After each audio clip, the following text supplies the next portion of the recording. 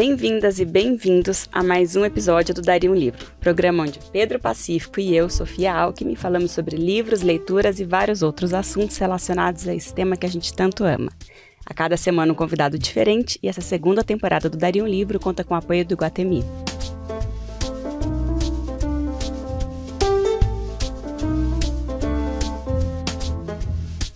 E para conversar com a gente hoje, estamos com uma jornalista especializada na cobertura de temas ligados aos direitos humanos, com passagens por vários canais de rádio e TV. É crítica literária e criadora do podcast Põe na Estante. Apresentadora do super escutado podcast Café da Manhã e mediadora do Clube de Leitura da Folha de São Paulo, além de colaboradora em outros veículos de comunicação. E assim como nós, uma apaixonada por literatura e assim, devoradora de livros. Bem-vinda, Gabriela Maier. Muito feliz de ter você com a gente hoje. Eu queria te fazer uma pergunta que eu faço para todo mundo que passa aqui, que é o seguinte: como é que começou essa sua paixão pelos livros? É algo que te acompanha desde o início, desde a infância? Você cresceu numa casa rodeada de leitores? Conta um pouquinho pra gente. Bom, gente, obrigada pelo convite, por me receberem, um prazer estar aqui com vocês. Eu amo falar de livros, então é uma alegria mesmo. Bom, eu sou uma leitora desde cedo, assim, eu me lembro da minha relação com os livros desde cedo, apesar de eu não ter crescido em uma casa cheia de livros. É curioso, eu estava pensando sobre isso recentemente, porque eu falei, puxa, de onde vem essa coisa com os livros, né? Porque na minha casa não tinha uma biblioteca, não tinha uma coisa assim, muitos livros à vista e tal. E eu fiquei pensando que era uma coisa espontânea, mas hoje, lembrando, eu acho que não. A minha mãe é uma grande leitora. Tá.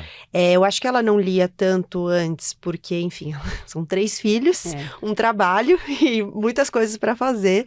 Então, acho que o tempo para leitura era mais escasso. Mas eu me lembro dela lendo, eu me lembro dela com livros, e eu me lembrei especialmente de uma situação que teve uma época que a gente estava apertado de grana e minha mãe começou a precisar vender coisas da casa, e ela foi escolhendo coisas, e uma das coisas que ela vendeu foi todos os livros dela. Nossa. Ela levou para sebos. Então foi naquele momento que eu me dei conta que tinha livros na minha casa, só que eles não ficavam à vista.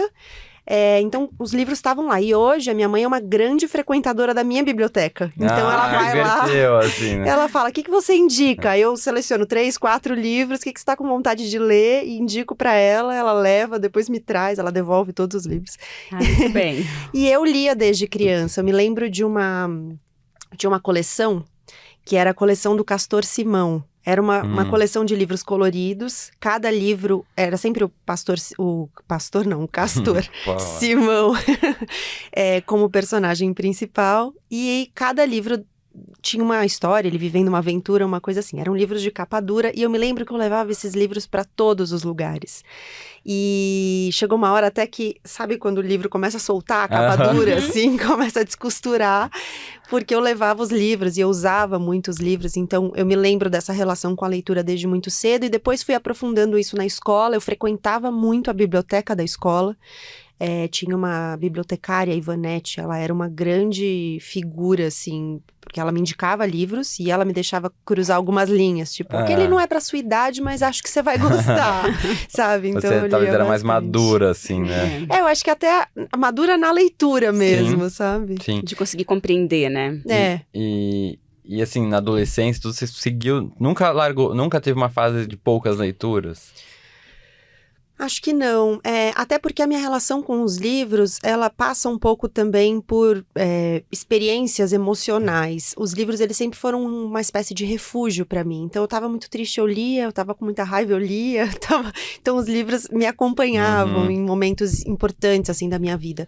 E na adolescência, talvez eu tenha tido ali, na pré-adolescência, um momento de menos leitura, mas logo eu tive um professor de literatura na escola, o professor Eduardo. Ele foi muito importante para mim. Ele foi muito importante para mim em várias coisas. Ele era uma pessoa que me estimulava muito a ler, e ele me estimulava a escrever. E ele falava, você tem que ler Clarice, você tem que ler Clarice. E aí um dia ele me falou, você tem que ler Clarice porque você escreve coisas que parecem, claro, uma Clarice jovem, né? Mas eu escrevia aqueles fluxos de consciência e tal. Mas não tinha a ver, depois eu reli, eu acho que ele tava só sendo tentando me estimular ali. Mas conseguiu. Conseguiu. E as leituras mesmo, ele fazia atividades com os livros que eram muito diferentes do que a gente experimentava em outros lugares. Teve uma experiência que para mim foi muito marcante, que foi, a gente fez um julgamento da Capitu. Então a gente leu o Dom Casmurro e eu fui a advogada da Capitu. E eu tinha que provar naquele julgamento que ela não traiu o Bentinho. E eu sou um pouco obsessiva, então eu li o livro, assim, cada detalhe, assim, eu produzia as provas, sabe? Tinha uma menina na minha sala, eu me lembro, que desenhava muito bem. E tem 2 personagens no livro, a Capitu e uma outra personagem, que se parecem muito. E uma dos elementos apontados para dizer que a Capitu traiu o Bentinho é que o filho dela, com um Bentinho em tese, parece muito o Escobar, né? E aí eu desenhei, eu pedi pra menina desenhar a Capitu e a personagem. Falei, tá vendo? Elas são parecidas e elas não são parentes, isso acontece. Me lembro muito dessa experiência, foi final, muito importante. Qual foi o veredito? No final ela foi absolvida. Quantos anos você tinha? Eu tava no primeiro ano do ensino médio, 13, 14, por aí. Uns 15. Você contou um pouquinho que seu professor estimulou a escrever, né? E o jornalismo? Quando que você... Foi por causa da escrita que você quis ir para o jornalismo? E você já se via escrevendo já desde nova? Você já imaginou escrever um livro também? Eu escrevia muito quando eu era adolescente, e aí eu parei de escrever. Eu tive uma coisa, assim, um pouco de... acho que a minha relação com a literatura passou um pouco por um lugar de sacralização. Então, eu parei de escrever nos livros, eu parei de escrever eu mesma. Um pouco como um olhar de, tipo, não, a literatura é para eu ler.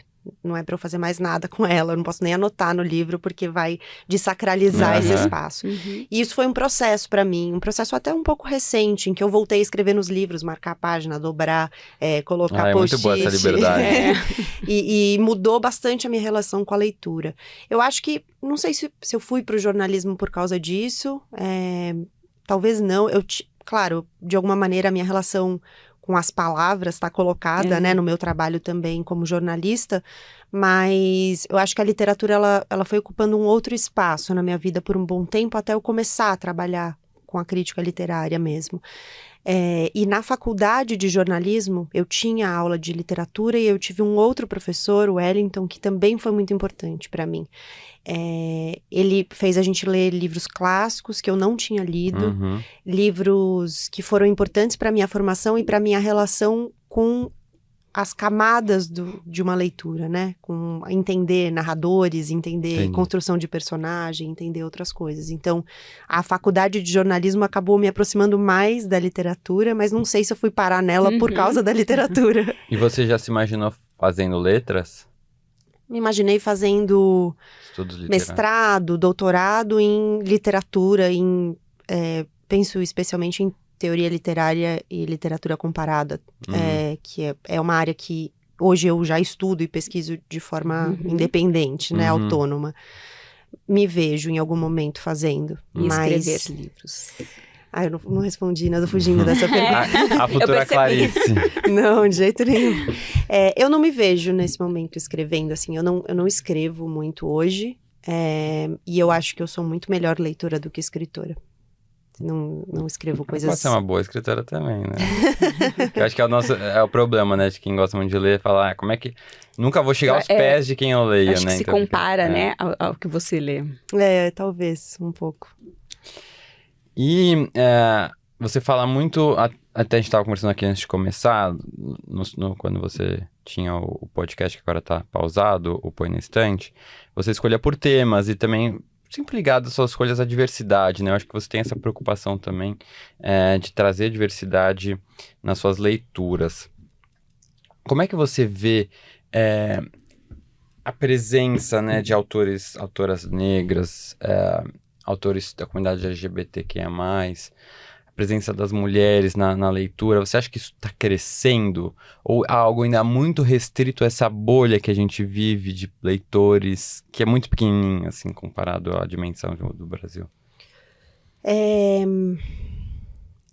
Eu talvez tenda a dizer que eu acho que hoje é um imperativo. As editoras estão preocupadas com isso, os leitores estão mais preocupados com isso, mas eu acho que ler no Brasil ainda é uma coisa bolhada. A gente teve uma pesquisa recente que mostrou que quase todos os brasileiros, acho que dá para dizer, não compraram livros no último ano. 84%. É muita gente, né? É uma parte muito expressiva da população.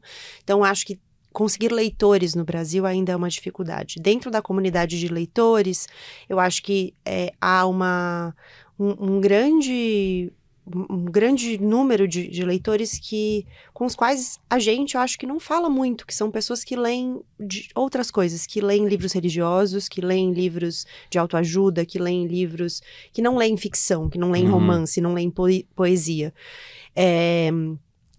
Aí, bolhando cada vez mais, né?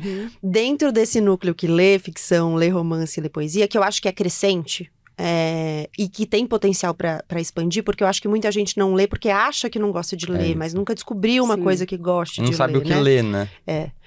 E eu acho que dentro desse grupo tem sido cada vez mais importante essa ideia, né, de bibliodiversidade, de você ler olhando também para quem você está lendo e quem é essa pessoa, que histórias ela pode contar por causa de quem ela é também. O que também traz sempre uma reflexão de a gente limitar as pessoas ao que elas são e não permitir que elas criem qualquer coisa. Então a gente sempre não, mas eu acho que há uma expectativa constante em cima de alguns grupos que foram subrepresentados ao longo da história, mulheres, LGBTs, negros, indígenas, de sempre falar daquilo que eles são. Então eu sou mulher, eu só posso escrever sobre ser mulher. Eu posso escrever sobre muitas coisas, eu também posso ler sobre muitas coisas. Enfim, então eu acho que é algo que a gente está construindo ainda, como ler, e eu considero muito importante que haja mais à disposição opções para a gente ler, que esses autores e essas autoras estejam sendo publicados. E você falou do podcast, né? Eu sempre tive uma preocupação que era de não só escolher leituras diversas, mas escolher convidados diversos para falar dessas leituras. E não sem essa ideia, né? Eu me lembro, ficou na minha cabeça uma vez que fiz uma temporada sobre literatura japonesa e uma das convidadas, a Cíntia Martins, que é jornalista e uma grande leitora, falou no final do episódio: eu fiquei muito contente de você me chamar, eu, uma mulher negra, para falar de literatura japonesa e não para falar de um livro que um escritor negro.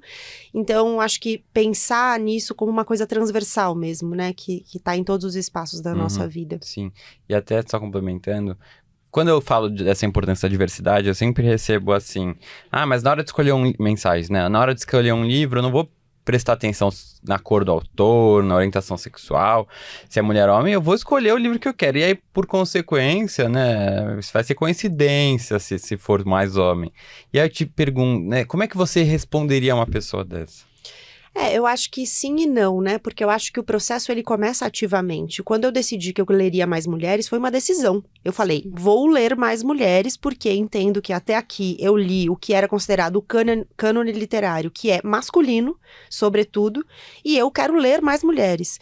E aí, foi um processo que deixou de ser uma decisão o tempo inteiro, porque simplesmente elas conversam muito mais comigo do que outros livros que eu tinha lido até ali.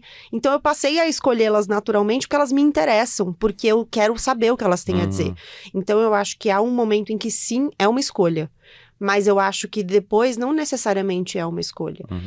E eu acho que tem uma coisa que às vezes, quando a gente fala de grupos de alguma maneira subrepresentados, a gente tende a planificar as experiências. Então, dizer, primeiro, reduzir as pessoas àquele grupo e, segundo, tirar a complexidade delas. E eu acho que a literatura, ela é muito valiosa também porque ela devolve a complexidade das pessoas, né? Recentemente, a gente leu no Põe na Estante, para o Clube do Livro, que a gente tem encontros mensais, o livro da Camila Sosa Viada, que é uma escritora argentina, que chama O Parque das Irmãs Magníficas, o romance dela que está publicado no Brasil. Eu já falei muito dele aqui. Ele é ótimo. E teve uma pessoa no grupo que falou, eu fiquei muito contente em determinado momento do livro, em que a personagem principal, que é também a narradora, fala da raiva que ela sente e de o que essa raiva gera nela, as consequências dessa raiva, e eu senti isso muito como uma coisa muito importante, porque normalmente, quando a gente está falando de experiências de mulheres trans, de travestis, a gente tende a olhar e falar, não, mas elas são boazinhas, elas estão tentando se comunicar com a gente de um jeito bonzinho. E não, as pessoas têm raiva, todas as pessoas. E eu acho que essa complexificação de olhar que as pessoas têm o direito de ser más, nem todas as personagens mulheres têm direitos de ser más, elas têm que ser boas, gentis, resignadas. Então, dar esse direito é uma coisa que aparece na literatura, mas tem que aparecer na nossa experiência a partir da literatura também, né? De olhar e ter o direito de achar um livro ruim, independentemente de quem escreveu. De todo mundo ter gostado. Exato, de tudo isso, acho que faz parte dessa complexificação de a gente deixar de planificar as experiências, colocar as pessoas como se elas não fossem em 3D, como se elas não fossem carregadas de sentidos ali que elas construíram ao longo da vida, sabe? E eu acho que é uma tendência que a gente faz muito, a gente pratica muito isso, essa planificação, né? Tanto que a gente generaliza, a gente fala as mulheres, os negros, os LGBTs. E assim, tem muitas mulheres, muitos negros, tem muitos... Então, né? Sim, total. Aproveitando que a gente tá falando disso, você escreveu uma coluna Quando Me Descobri Branca. E nela você conta que, abre aspas, ao ler Quando Me Descobri Negra, pensei pela primeira vez, pelo que tenho na memória, sobre a cor da minha pele. E nele você fala da importância de ler e estudar autoras negras, especificamente. Você pode contar um pouquinho pra gente disso? Porque eu li e achei muito legal o que você vai falando e às vezes a gente não pensa mesmo nisso, né? Tem coisas que você não para pra pensar. Foi uma leitura muito importante para mim essa, que é a leitura de um livro da Bianca Santana, que é uma grande escritora, ela também é jornalista, Quando Me Descobri Negra. Era um livro publicado pela editora SESI e agora foi reeditado, publicado pela Fósforo. E ela fala sobre essa experiência de ser parda no Brasil, de você se descobrir negra porque você cresceu em espaços em que as pessoas diziam, você é morena. E ela descobre que ela é negra, e ela vai descobrindo isso não sempre de jeitos muito bons, porque ela passa a ter experiências de racismo e isso vai dando a ela pistas de que talvez ela não seja morena, talvez ela seja negra. Eu já ouvi a Bianca falar muitas vezes sobre isso e sobre outros temas que ela pesquisa, e para mim foi uma leitura muito importante, porque eu acho que uma das características da branquitude é que a gente impõe o poder se entendendo como norma. E desfazer essa norma é pensar o tempo todo sobre a cor da nossa pele. E a gente não faz isso. E eu não tinha pensado até ali. Porque eu era a norma. Ninguém nunca tinha me descrito. Na escola, eu nunca fui a menina de pele branca, que tinha manchas na pele, cabelo cacheado, esvoraçado, e que era alta e tudo mais. Eu era só o resto. Eu era alta, de cabelo cacheado e pronto. E enquanto isso, os poucos colegas negros que eu tive eram os meninos negros, as meninas negras, de pele ou retinta ou parda. E tem uma questão importante do colorismo que ela trata no livro, né? E para mim foi importante pensar sobre o que significava ser branca, que era uma coisa sobre a qual eu não pensava até ali. E foi importante porque quando você se descobre branca, você se descobre também uma pessoa opressora. Não porque você mas porque você representa um grupo que é.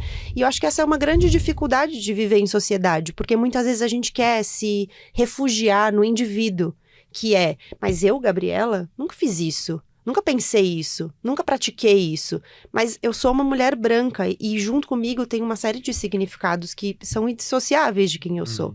E parte desses significados tem a ver com uma carga de opressão, sim.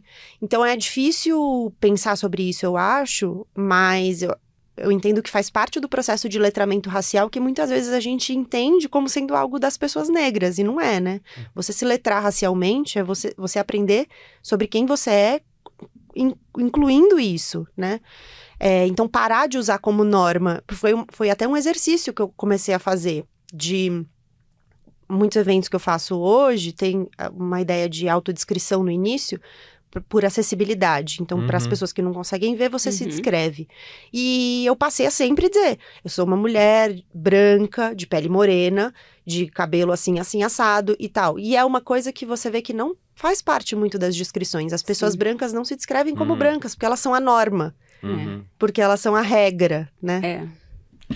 Sim. Mudando um pouquinho de assunto, há algum tempo você já está comandando o Café da Manhã, né? O podcast da Folha de São Paulo, que é um dos mais escutados sobre notícias. E eu acho muito legal o trabalho que vocês fazem, para quem não conhece, escutem, porque vocês conseguem fazer um apanhado, assim, né, de informações atuais, e você sente que, né, ao acompanhar o podcast, você se mantém um pouco atualizado num mundo com tanta informação, uma avalanche de informação e estímulos. E eu queria te perguntar, como é que esse trabalho, né, como é que vocês fazem para filtrar, selecionar o que realmente é o mais relevante, nessa avalanche realmente, que às vezes, de tanta notícia e informação, que às vezes a gente se vê perdido, né? Para onde ir, o que ler, porque não dá tempo de eu ler tudo, né? Como é que é esse trabalho? É difícil. É difícil porque, de fato, o volume de informações é muito grande, né? Eu acho que tem alguns temas que são meio óbvios, que é tipo, a manchete do dia, não tem como falar de outra coisa. Em outros dias não é tanto assim, né? Mas acho que tem uma coisa que é... A gente tá vivendo um momento um pouco mais... tranquilo, talvez seja uma palavra adequada, na política, e isso permite que o café volte a uma ideia inicial do podcast, que é falar sobre vários temas, e não só sobre política. Em determinado momento, a política se impôs, não havia como falar tanto de outras coisas, porque havia sempre um incêndio ali acontecendo.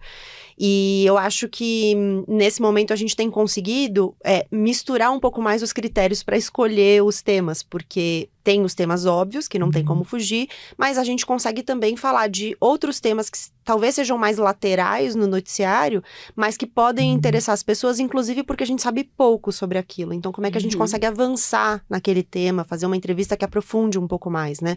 Eu acho que essa ideia de você aprofundar um pouco mais uma discussão é sempre muito interessante, porque exatamente pelo volume de informações, no geral a gente só sabe as manchetes, né? Sabe a manchete, a linha fina ali, a pessoa de repente... produz a manchete, mas não tem noção do que tem ali, no corpo Exato. do conteúdo. E cada episódio é meio um convite para você parar por 20, 25, 30 minutos e entender sobre um tema um pouco mais. E aí, pelo menos, aquele tema você vai ter um pouco mais de propriedade para falar, para discutir.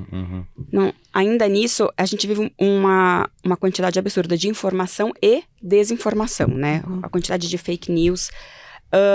Daí por isso eu te pergunto, como e onde encontrar informação confiável e como fazer essa checagem, né? Porque eu acho que as pessoas ficam também um pouco perdidas. E no fim, você às vezes elege um lugar para confiar, que a gente vê muito isso, né? E que às vezes não é uma fonte segura. Como fazer esse processo? Como saber o que confiar? Que tipo de informação realmente é verdadeira e confiável? Eu acho que tem algo que é... O jornalismo profissional, ele tá marcado por uma trajetória de checagem, apuração, ninguém inventa uma informação, né, para publicar. E então você escolher um veículo de jornalismo profissional para confiar, eu acho que já é um bom primeiro passo. E aí tem grandes veículos, tem pequenos veículos, tem jornalismo profissional sendo feito de muitas formas no Brasil. Mas ter essa palavra junto, eu acho que muda tudo, né? Porque o jornalismo profissional, ele tem um comprometimento com o acerto. Ele pode até errar. Mas aí ele vai dizer, erramos, isso aqui era na verdade isso, houve um erro aqui. Mas ele tem um comprometimento com o acerto já de partida, e isso faz com que os erros também sejam menores, porque à medida em que eu tenho que acertar, eu vou me certificar, me cercar de uma maneira que me blinde ali, né? Então vou checar com mais fontes, vou apurar de uma maneira mais cuidadosa e tudo isso. Então acho que isso já é um bom ponto de partida. Agora, eu acho que tem uma coisa que é aprender a desconfiar sobre tudo, sabe? Eu falo isso muito na minha família, porque é uma família que compartilha muitas coisas pelo WhatsApp. Eu falo, gente, tem algumas coisas que são, obviamente, já são desconfiáveis. Então você recebe uma notícia que tem erros de grafia, tem pontuações que o jornalismo não usa. O jornalismo não usa exclamação, pontos de exclamação. Isso não existe, tem a ver com você produzir sentimentos nas pessoas, e não é essa a ideia, sabe? Então, acho que já desconfie. De qualquer maneira, qualquer informação que tenha recebido pelo WhatsApp, eu sempre digo, checa, vê se... Joga no Google, vê se algum veículo tá falando sobre isso. Tem um senso crítico também, né? Exato. O médico chinês, não sei o que, lançou a cura, que é um suco de casca de abacaxi. Assim, né? Põe no Google isso aí, você vai ver que alguém já checou aquilo pra falar, é mentira, né? Tem aqueles sites que servem justamente pra checagem de fato. Eu ia dizer isso, que tem as agências de checagem hoje que fazem um trabalho relevante e que muitas vezes já checaram coisas que estão circulando muito. Então, elas se dedicam especialmente a essas coisas que estão circulando muito. E são coisas de diferentes níveis de absurdo, porque há algumas que são críveis, mas há outras que são muito difíceis de acreditar, mas as pessoas acreditam. E continuam acreditando, mesmo se você falar que não é. Mas falta, eu acho, uma formação nisso, né? Eu acho que as pessoas não conhecem muito bem o que é o jornalismo, como se faz o jornalismo. Muitas pessoas, inclusive pessoas muito próximas a mim, eu sou jornalista, que conhecem o meu trabalho, elas têm dificuldade de diferenciar, por exemplo, uma reportagem de um artigo de opinião. Elas falam, eu li o seu artigo. E às vezes não é um artigo, é uma reportagem, não tem opinião minha ali, é uma apuração que eu fiz. Eu li a sua coluna, não é uma coluna. Então, acho que essa diferenciação, aprender a fazer essa diferenciação também ajuda, né, na hora de a gente identificar como a gente vai entender uma informação que chega. E eu acho que, principalmente pessoas mais velhas, que não tem muito a ideia de, assim, redes sociais, tecnologia, então recebe uma mensagem, tem um formatinho parecido com uma notícia em um texto, de uma mensagem de WhatsApp mesmo. A pessoa acha que aquilo é uma notícia, né? Porque não sabe o quão fácil é fazer aquilo. Não, ou se recebeu mais de uma vez, fala, com certeza, de duas pessoas diferentes, pronto, é fato, né? Porque tem duas pessoas já circulando essa informação. Fonte, não sei o que, a pessoa acredita. Ou seja, desconfiem dos tios do Zap. E aí eu queria te fazer uma pergunta que eu acho um tema bem interessante. Eu acho que legal que você transita meio que em dois meios, assim, quando a gente fala de literatura. Nesse meio mais jornalístico, do crítico literário, acadêmico um pouco, né? Ao mesmo tempo, você também está nas redes sociais com um trabalho mais informal, né? De postar a sua resenha de uma forma informal, do seu podcast, que é independente. E eu percebo que, assim, ainda já vem melhorando, mas há uma certa relutância desse meio mais conservador e tradicional de reconhecer o trabalho que os produtores de conteúdo literários vêm fazendo nas redes.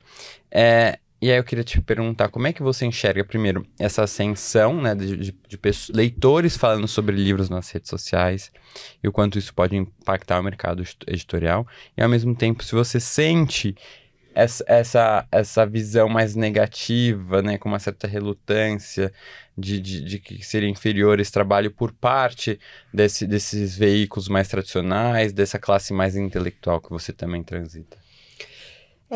Sim, eu sinto uma relutância. Eu acho que tem a ver com duas coisas. Uma é um preconceito, e outra é uma diferenciação mesmo do trabalho. Porque, por exemplo, no trabalho jornalístico, a gente nunca pode fazer uma publicidade. Então, nunca tem uma relação comercial colocada ali. Isso é uma coisa que eu acho que muda entre esses mundos, né? Então, acho que tem um pouco a ver com isso, mas eu acho que tem a ver com um grande preconceito de quem é. E é um preconceito generalizado, eu acho, que é quem pode falar de literatura. Como se a literatura fosse esse espaço restrito e quem pudesse falar de literatura fosse quem está nesse ambiente intelectualizado, que chega a quem? Essa é a minha pergunta. Porque eu acho que a minha decisão, por exemplo, de ir para as redes sociais eu gostaria muito que mais pessoas lessem e que mais pessoas se interessassem por livro. Quando eu estava na Band News FM, eu tinha uma coluna de literatura. E toda semana eu fazia uma coluna em áudio de 2 minutos, indicando um livro, resenhando ali um livro em áudio rapidamente para convidar as pessoas a conhecerem aquela leitura que era uma sugestão minha. E era muito impressionante a resposta das pessoas. De como chegava, de essa coisa que você falou no início, de as pessoas às vezes não sabem o que ler. Então elas... Eu sinto muito isso. Eu também acho muito. Era muito impressionante, porque as pessoas queriam ler. E eu construí aquela resenha numa linguagem que eu considerava acessível, porque qualquer pessoa ia entender o que eu estava falando do que é aquela leitura e poderia se sentir convidada a ler. Tinha até um ouvinte que era engraçado. A coluna rodava toda sexta-feira. E às vezes acontecia de atrasar, porque tinha um noticiário que se impunha ali e tal. E ele ia ao shopping, que ele trabalhava perto de um shopping, pelo que eu entendo. E ele ia ao shopping todo dia. Quando abria para porque tinha uma livraria e ele comprava ali. E ele esperava a coluna rodar pra ir na livraria e comprar o livro daquela semana. Então, se atrasava, ele já vinha cobrar. Aí ele me mandava, nas redes, me mandava mensagem direta. Falava, você pode me adiantar o livro de hoje? Porque a coluna ainda não rodou e eu tô aqui na livraria. Era muito legal. Então, assim, chegar às pessoas, eu acho que faz muita diferença. O slogan do Põe na Estante é um convite à literatura, porque eu acho que a literatura, às vezes, vai parar nesses espaços elitizados e as pessoas sentem que não é para elas. E eu acho interessante quando mais gente sente que a literatura é para elas. Tem gente que fala, mas é difícil. Até minha mãe, quando começou a frequentar minha biblioteca, ela falava, mas não me indica uns livros difíceis que você lê. Tem essa ideia do difícil, né? Não é difícil. E aí, hoje, eu indico livros muito variados para ela. Alguns ela gosta, outros não. Mas, enfim, não tem essa ideia de que, esse livro não é para mim. O livro é para todo mundo, né? E eu tenho certeza que, ainda mais no ambiente que a gente está hoje, em que o acesso às redes sociais é muito massivo, que faz muita diferença ter pessoas ali indicando. Eu não tenho dúvida que um livro que você indica, Pedro, vende mais. Não tenho nenhuma dúvida. Isso é um fato. O Põe na Estante é modesto nas redes sociais. Ele é pequeno, mas você tem centenas de milhares de seguidores. Lógico que isso faz diferença. Eu acho que as pessoas buscam um pouco uma curadoria, um guia ali, né, de o que ler, quando ler, e até para saber, às vezes eu não vou ler naquele momento que a pessoa indica, mas ela, sei lá, eu já ouvi a pessoa que eu confio falando desse livro, que tem esse tema, e aí mais pra frente esse tema vai me interessar, eu vou voltar ali, lembrei daquilo e vou resgatar aquela dica. Então acho que faz sim muita diferença. Eu vejo hoje uma diluição um pouco das fronteiras, assim, mas ainda um preconceito grande. Eu acho que esse que você falou, por exemplo, da publicidade, né? Porque eu sinto, assim, em momento algum, eu acho que o meu trabalho tenta se equiparar ou é o mesmo trabalho de um jornalista, um crítico literário, né? Eu tenho muito clareza disso. Então, eu não vejo como eles se concorrem entre si, né? Eu acho que eles se complementam, né? Então, não faz muito sentido nesse tipo, ele não pode falar de livro porque eu sou jornalista e eu posso. Mas até não tô querendo fazer o trabalho que ele faz. É diferente também, né? É uma análise não tão técnica, pessoal, né? Exatamente. No seu caso, assim, é uma análise pessoal. Totalmente. Né? Eu não sou crítico, eu não estudei literatura. É um leitor falando de livros. Então, por isso que às vezes eu não entendo a pessoa, você não Mas isso comunica, né, com as pessoas. Sim. Porque as pessoas também são leitoras que querem falar de livros, então comunica. Mas eu sinto, sim, esse tipo de preconceito. Continuando em polêmicas, né? Agora, você faz um papel de tentar aproximar o público da leitura através do podcast, né? Que agora tá pausado, mas que você traz convidados para vocês também refletirem, analisarem coisas e pensamentos, reflexões que vieram de algum livro, né? E vocês conversam sobre isso. E daí, qual é a sua opinião sobre livros mais, conhecidos como mais comerciais, né? Você acredita, as pessoas às vezes têm uma tendência meio que a separar, né? Uma literatura como se fosse mais alta e uma literatura mais baixa, que seriam os livros mais difíceis, às vezes os livros mais fáceis, mais comerciais. Literários e menos literários. Como que você vê isso? Vale todo tipo de leitura pra você? Acho que sim, acho que vale todo tipo de leitura. Eu acho que toda leitura é uma porta de entrada para o que quer que seja. E às vezes as pessoas não gostam de um tipo de leitura, gostam de outra, e é bom que elas estejam lendo, né? Então eu vejo como... E assim, eu acho que talvez tenha exemplos em que isso seja mais claro, mas eu acho curioso esse conceito de literatura comercial, uma coisa assim, porque como é que você define os livros que vendem muito? Que são de escritores renomados, premiados, mas vendem muito. O Itamar Vieira Júnior tem uma literatura comercial? Não tem uma literatura comercial, mas ele é o autor mais vendido. Mas ele sofreu críticas, né? Bastante. Por ser o autor mais vendido do Brasil, você acha? Eu acho por ele ter conseguido furar a bolha, eu acho. Que começaram a pegar mais pesado nele, assim. Teve várias polêmicas também, tem seus pontos, e lá dos dois lados. Mas, assim, eu sinto que tem uma...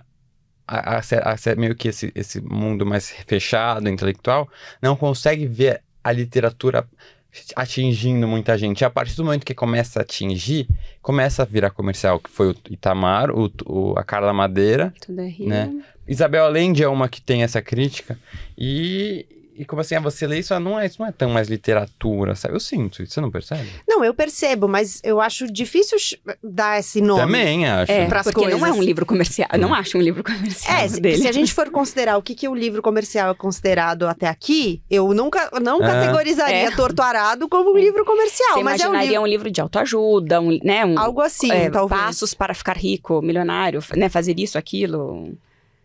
Eu acho difícil chegar a esse conceito, sabe? Mas eu acho que você tem razão, porque eu acho que há muitos núcleos da literatura que, enfim, ainda que reclamem de alguma forma que os livros não vendem, que é difícil se viver de livros no Brasil, e é muito difícil mesmo, Sim, né? É muito difícil. Mas tem alguns núcleos que eu vejo que tem algum prazer em ficar bolhado, ser pouco lido, ser exclusivo de uma elite intelectual, né? Eu acho que talvez tenha, Eu acho que você tem razão nesse ponto. Que talvez haja um incômodo quando vende muito. Eu sinto. E quando você fala de porta de entrada, eu concordo. Porque eu acho que tem muita gente que, às vezes, começa a ler um tipo específico de livro. Pode ser desde os mais vendidos ou o que seja.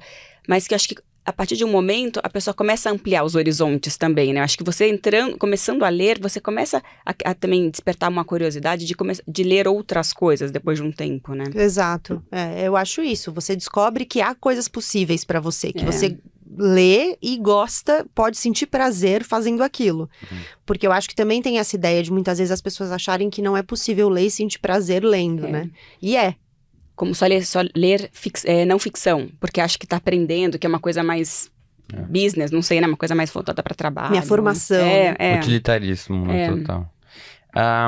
Eu queria te perguntar sobre o futuro do jornalismo, né? Diante dessas tecnologias, dessas formas de se comunicar, de acessar conteúdo, agora podcasts jornalísticos, né? Que fazem super sucesso. Você vê também hoje em dia os próprios jornalistas, meio que nas redes sociais, com um perfil mais pessoal também, né? Falando de notícias. Como é que você vê esse futuro do jornalismo e até dessa própria divulgação da literatura, assim, da crítica literária mais séria, mais tradicional? Você vê isso perdendo espaço? Como é que vai mudar a forma de se comunicar, notícias? Não sei. Eu acho muito difícil responder essa pergunta, porque eu acho que todos nós, em alguma medida, ainda estamos tateando com coisas dessas novas formas de comunicação. Claro, eu acho que tem gente que domina como se comunicar ali, mas as consequências desse jeito de se comunicar, eu acho que elas não estão totalmente claras. E por isso que eu digo que em alguma medida a gente está tateando, porque eu acho que a gente ainda tem que entender algumas coisas. O difícil de entender é que tudo é muito mais rápido do que a nossa capacidade de compreensão, de reflexão, de elaboração. Então, eu não sei exatamente para onde as coisas vão caminhar. O que eu vejo que talvez dê para dizer é que eu acho que me parece um caminho sem volta o uso das redes sociais para chegar às pessoas, para se comunicar às pessoas. Ainda que hoje as redes sociais talvez estejam menos sociais, de fato, tenham outros objetivos colocados ali. Mas, de qualquer maneira, eu acho que é um canal para alcançar mais gente, para furar bolhas, inclusive. Eu vejo que isso, acho que é um caminho sem volta, assim. Eu acho que para o jornalismo, para a literatura, para o que quer que seja, não tem como...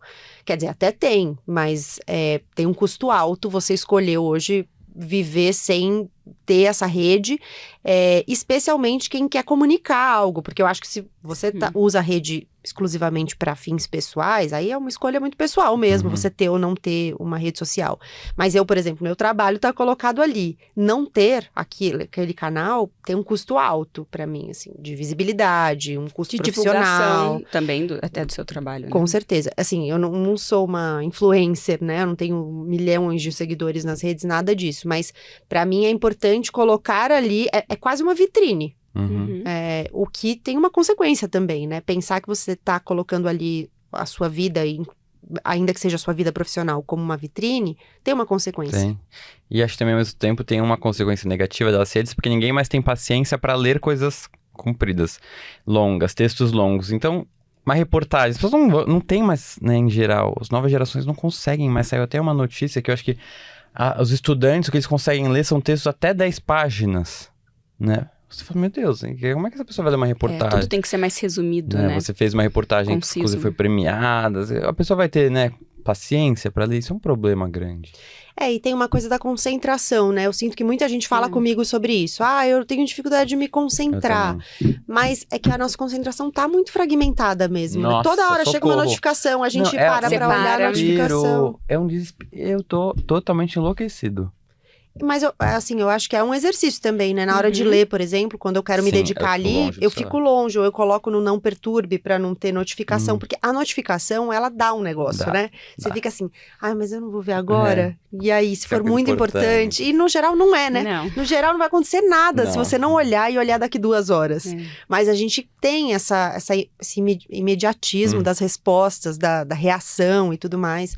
É difícil, eu acho, você conseguir se concentrar hoje num ambiente em que a nossa atenção é tão fragmentada. Toda hora a gente para fazer alguma coisa, outra coisa. A gente tá fazendo uma coisa e para fazer outra coisa. E não só por causa das redes, porque, por exemplo, nos ambientes de trabalho, hoje são ambientes de trabalho muitas vezes precarizado, em que uma pessoa acumula várias funções. Então ela tá fazendo uma coisa, daqui a pouco ela vai ter que parar pra fazer outra. É difícil, né, você não ter essa fragmentação em tudo que você faz, inclusive na leitura. Já que o nome do podcast é Daria um Livro, a gente queria saber se você tem alguma história, pode ser assim, da sua infância, ao longo da sua formação profissional, na sua carreira, alguma história diferente, legal, alguma coisa que você poderia contar pra gente que daria um livro.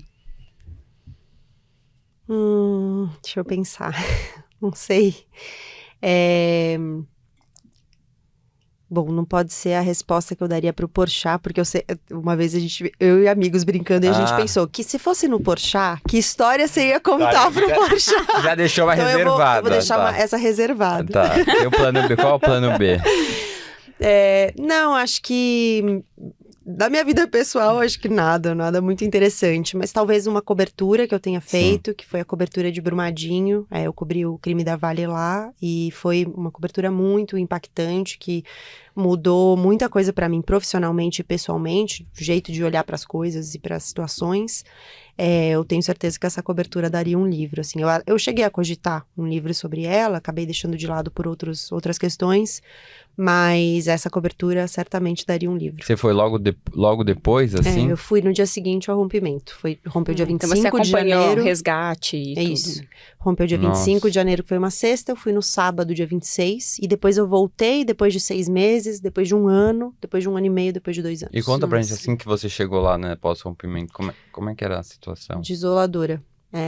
Bom, eu conheci a região, a minha família materna é de Minas, né? A minha mãe é de uma cidadezinha chamada Carmópolis de Minas, é uma cidade pequena, indo de São Paulo a Belo Horizonte, 120 quilômetros mais ou menos antes de Belo Horizonte. E eu tenho primos e uma tia que moram em Belo Horizonte, e a gente ia às vezes para essa região de Brumadinho, porque muita gente tem sítio lá. E um dos sítios, inclusive, que é o sítio do ex-namorado de uma prima minha, ficou embaixo da lama. Ele já tinha vendido a propriedade para Vale, a família dele já tinha vendido para Vale, que foi expandindo, comprando tudo ali, mas onde era o sítio? Embaixo da lama. Então, eu acho que teve também esse elemento um pouco de uma familiaridade chocante, assim, né? De ver o lugar de um jeito totalmente diferente. E a situação, né? Uma situação terrível, assim, uma falta de dignidade imensa para as pessoas que estavam ali. Enfim, foi uma cobertura muito difícil de fazer, que me impactou muito, assim. Eu voltei e precisei de um tempo, porque a cabeça pesou. Nossa. Agora vamos para uma parte que todo mundo adora, que são as indicações de livros. Eu sei que você deve ter muitas, então vai ser difícil te pedir muitas, mas assim, que vem na sua cabeça, livros que você leu recentemente, livros que te marcaram na sua vida, livros que você indica para todo mundo. Conta aí, fala alguns pra gente, assim. Livros que eu indico para todo mundo. Querida Combine, da Sayaka Murata, uma escritora japonesa. Eu amo esse livro, publicado pela editora Estação Liberdade, traduzido pela Rita Cole. É um livro maravilhoso, uma personagem maravilhosa. As Combines, eles descrevem no livro, são uma espécie de loja de conveniência, típicas do Japão. E essa personagem trabalha nessa loja, nesse lugar, e ela passa a se identificar tão profundamente com o lugar que ela, sujeito, passa a ser um pouco fundida com a loja. É bem legal, é um livro ótimo.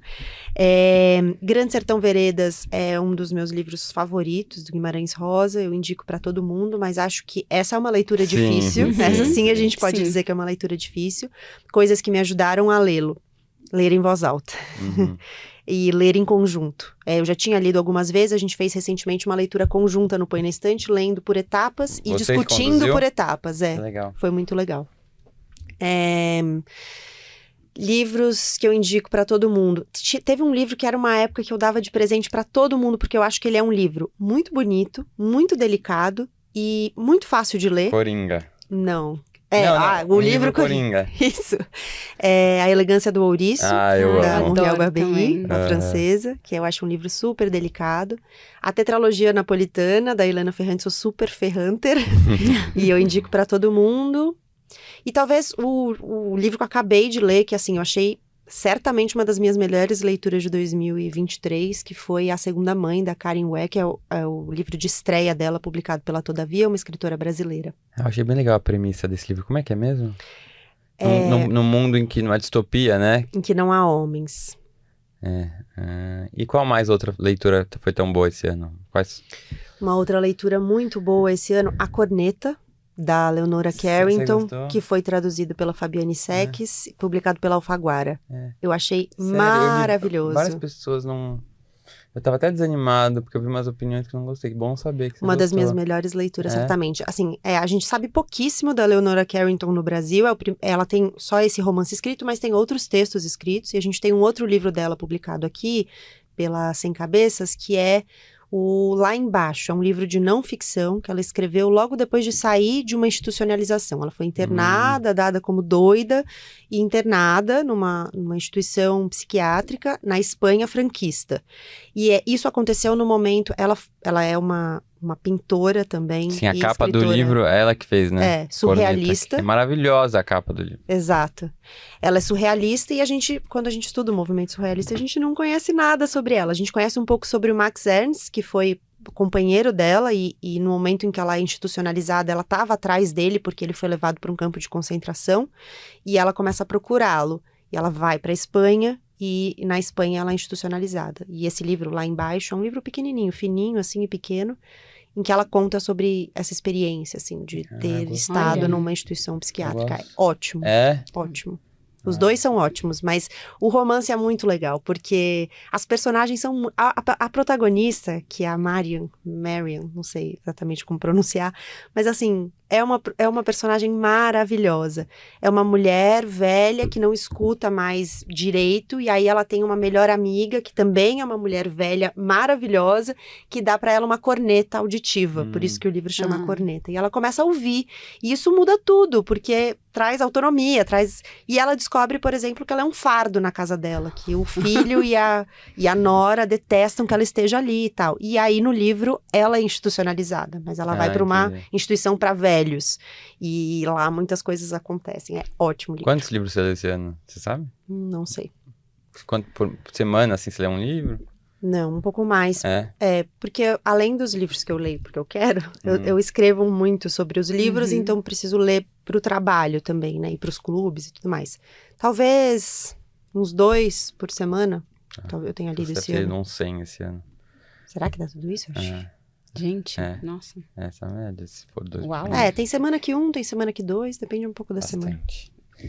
Ai, então, que sonho. Pra saber as dicas, né? Porque eu adoro pessoas que leem muito, porque tem muitas dicas.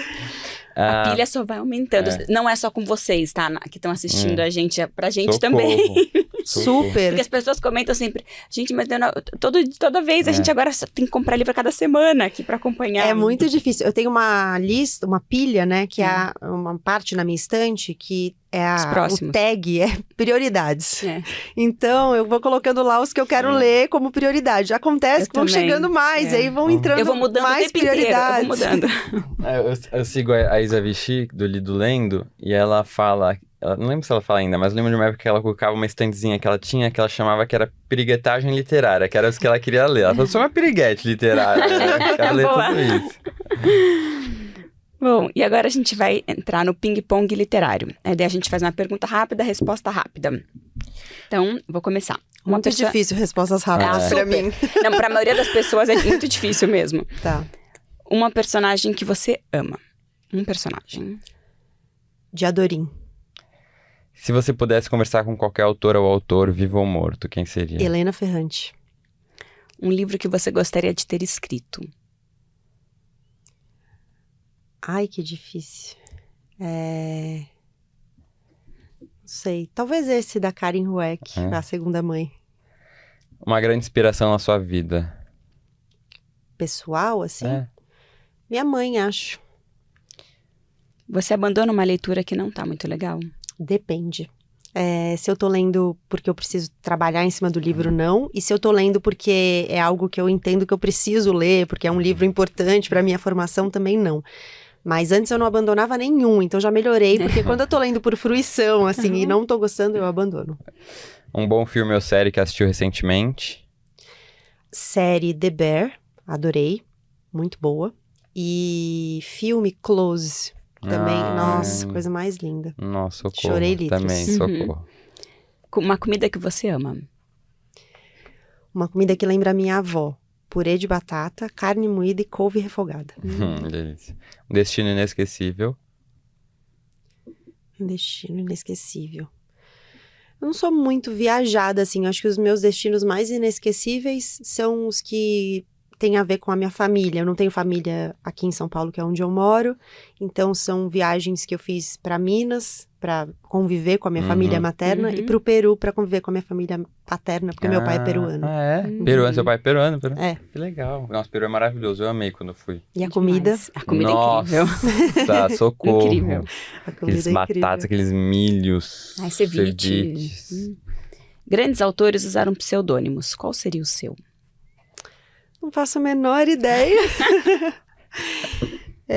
Pode pedir ajuda para os universitários, pular, qualquer coisa. Não sei. Pulo. Seu gênero literário preferido? Romances. Eu tenho lido mais poesia agora. Eu não era uma grande leitora de poesia. Tenho lido mais. Qual será a sua próxima leitura? Minha próxima leitura... talvez seja Paradise, da Fernanda Melchor, que é uma escritora mexicana incrível. Ela é publicada no Brasil pela Mundarel. Bom, a gente também sempre dá temos mais uma sugestão. Um livrinho pro convidado. Obrigada, Vamos ver se você já... E assim, pra você é difícil, porque você deve receber tudo, já leu tudo. Então a gente tentou pegar algo que acabou de sair do forno, assim. Obrigada. Vamos ver. Então eu também não li. Mas eu já li um dessa autora. Ai, não queria ter rasgado. Que chique ganhar livro de presente. Não conhece? Não li, não conheço. Você conhece a autora? Não. Então vamos lá, vou mostrar pro pessoal aqui de casa. Deixa eu abrir aqui. Ai, acertei. Arrasou. O livro é Homens de Fortuna, da Nadifa Mohamed. Ela é uma autora da Somália e ela escreveu um livro que eu li e gostei bastante, publicado no Brasil, que chama O Pomar das Almas Perdidas, que é bem interessante sobre a história da Somália, um conflito que teve lá. E agora lançou aqui no Brasil Homens de Fortuna, que foi finalista do Booker Prize, está sendo lançado pela Tordesilhas, e o tema é a história de um jovem marinheiro somali que é acusado de um crime que não cometeu. O assassinato brutal de Violet Volak, uma lojista de Tiger Bay. A princípio, Mahmoud acredita que é capaz de ignorar os dedos apontados em sua direção. Ele pode ser um apostador e um ladrãozinho, mas não é um assassino. É pai de 3 filhos, seguro de sua inocência em sua crença na justiça britânica. Mas à medida que o julgamento se aproxima, sua perspectiva de liberdade diminui. Agora, Mahmoud deve engendrar uma luta terrível por sua vida com todas as fichas contra ele. Uma investigação de má qualidade, um sistema de justiça desumano e o que fica mais evidente, um racismo generalizado e profundamente enraizado a cada passo.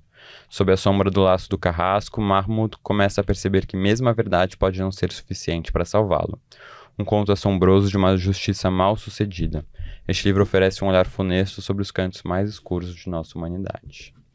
Fiquei curiosa. Muito obrigada. Adorei. Bom, deu certo. Bom, muito obrigado por esse papo delicioso. Fiquei muito feliz que você veio. Eu gosto muito do seu trabalho, das suas dicas de livros.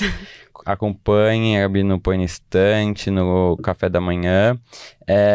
E queria então fazer um agradecimento para você que ficou aqui até o final do programa. Também um agradecimento a toda a equipe Space House, On The Nose, assistência da Catarina Matavelli. E nos vemos na próxima semana com mais um convidado muito especial. Até semana que vem. Obrigada, Gabi. Obrigada, foi um prazer enorme. Obrigada mesmo.